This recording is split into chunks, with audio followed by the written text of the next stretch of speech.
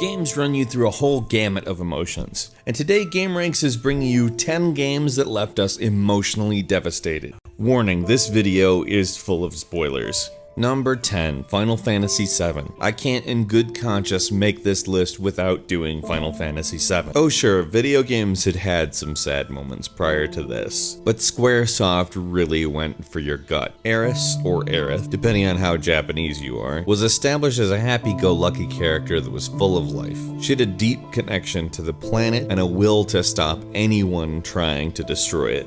And after spending just enough time to get to know her, and just as she was about to avert the destruction of the entire world, Sephiroth flew down with a massive sword that he carries around somehow, and impaled her. The entire cast basically comes to mourning her for different reasons, whether it was feelings of admiration, or feelings of guilt for having gotten her involved. It was probably one of the first truly devastating moments in mainstream gaming. Number 9, Spec Ops The Line. The entirety of the game, Captain Martin Walker thinks he's answering to Colonel John Conrad. Throughout the course of the story, Walker gradually realizes that he has to take Conrad out. Walker tracks down Conrad and eventually comes to a confrontation, but he finds Conrad's dead body and realizes that Conrad has been a delusion the entire time. Walker had been suffering a dissociative disorder to rationalize the actions that he had seen and done. Conrad was dead before the game even started, and Walker realized that this whole time he has been responsible. Number 8, Red Dead Redemption. John Marston is an outlaw throughout the whole game, except the end. After handling things in a pretty epic mission against a former friend, John Marston tries to readjust to having his children and being a family man. The last thing he does is sends his kids off on a horse, walks outside his barn, and is confronted by every single lawman in the country. They win, which is... it's done in slow motion and it's awful. After he dies, 3 years pass. His son Jack is looking upon his grave. You can tell a little time has passed because John's grave is worn down, but you can tell his mother just died as well. Essentially, Jack's lost everything. This ending really gets you as far as I'm concerned. Number 7, Metal Gear Solid 3. When we find out the actual mission of the boss is to essentially completely destroy her own reputation, destroy her legacy, destroy her life for the country, and by extension for everyone in it, including Snake. We, along with Snake, realize what real sacrifice can be. Snake also has to stop her. Her mission is to be stopped by Snake. It's essentially a preordained fate-like event, and at no time does anyone take any joy in it. After the fight, Snake returns home to become Big Boss, but gradually becomes disillusioned because how can you not become disillusioned? This was just a gut punch. Number 6, Silent Hill 2. Silent Hill 2 essentially is just a full game spending time revealing why you should be incredibly sad from playing this game. Nothing really happens in it that should make you happy, and the core plot elements are essentially people being delusional and dying. Eddie, for instance, killed. The character Angela was abused by her father and actually kills herself. James is looking for Mary, who was supposedly dead for 3 years at the start, when he gets a letter in her handwriting stating that she's waiting for him in their special place, which is, guess where, Silent Hill. Throughout the course of his journey, we learn that he's so delusional he's telling himself that he didn't murder his wife Mary, and the reason for it is he has to face the guilt of killing someone that he loved. Really, it's generally just an awful time. It's as you go deeper and deeper into James' psyche, you learn that he's literally there because he can't deal with what happened. And as you gradually become more attached with him and his motivations, which in the beginning seem very pure and loving, it's just a game that beats you up emotionally as well as scares the crap out of you.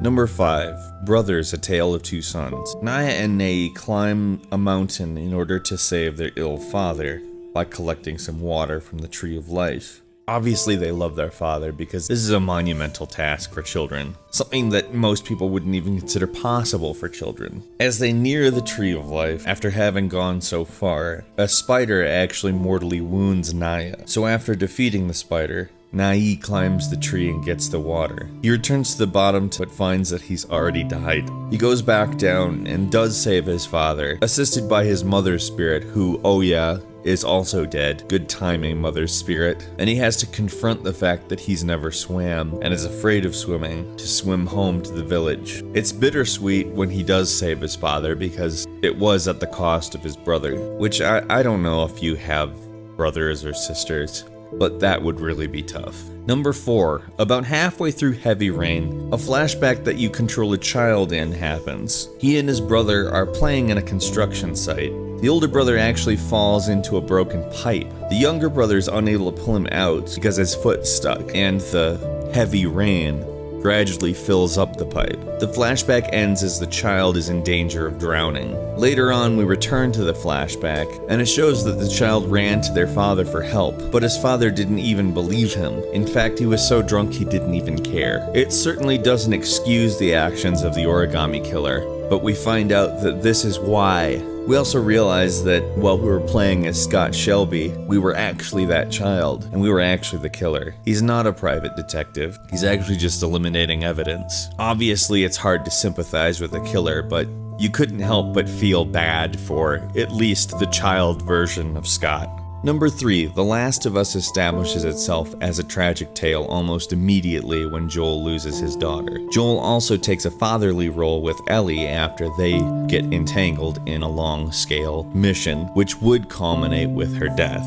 He, however, finds out and essentially may doom the entire human race because he can't deal with the loss of another daughter figure. Ultimately, it's sad because it's about Joel and not being able to deal with loss after having dealt with so much of it. Number 2, The Walking Dead Season 1. Say what you want about Season 2, but Season 1 was devastating. It seems like The Walking Dead universe, all the games, all the comics, every episode of the TV show is about the inevitability of death. The ending essentially starts off you knowing that Lee dies. He's attacked and bitten by a walker. You have a little time once you've gotten bit, so he at least attempts to find Clementine. Lee actually saves Clementine, who is being held hostage by a man who lost his family to walkers. He's kind of lost it to grief, and does a lot of things that somebody probably wouldn't normally do. Lee obviously has to take this man out. They cover Clementine in walker blood to disguise her from the other walkers. They leave the hotel and see Clementine's parents, who are now both walkers as well, and Lee passes out. When he comes to, they realize that it's because he's almost a walker himself. His last action being a noble one in saving Clementine. The player can choose basically how Lee dies, which is either by killing him while he is still human and leaving him to a peaceful death, or leaving him to become a walker. Either way, Lee dies after saving Clementine, no matter what. You can't get away from it. It's just sad because you don't want everything to end badly for people who do good things. And number 1, in Mass Effect 3, the final confrontation between you and the elusive man, Admiral Anderson is with you. Now, when I started the game up, Anderson is the first character you see, and his general demeanor, as well as some music cues and events, just made me know that he was gonna die. After hours and hours of playing this game, hoping to save someone, hoping there was something you could do, the elusive man, simply to show his power, forces you, Commander Shepard, to shoot your old friend in the stomach. Shepard and Anderson then sit down, and Anderson reminds you that it's been an honor, not just to fight with you, but just to know someone who is as selfless as Commander Shepard. They did everything they could, and they don't know what's coming next. Anderson then dies from his injury, still not knowing. It's someone who's constantly been in your corner the entirety of the Mass Effect series, who's always believed and encouraged and kind of played a father figure as well as a friend. It was an awful moment. And now that we've relived some of the past 20 years' most devastating moments, emotionally speaking, in video games, why not leave a comment telling us how you felt when you played these games? Also, don't forget to click the like button, it really helps us a lot, and subscribe. We upload videos every single day, and there's no better way to see them first than a subscription. Anyway, as always, thank you so much for watching this video. Do something that is going to put you in a happier mood now. Well, we will see you next time here at Game Ranks.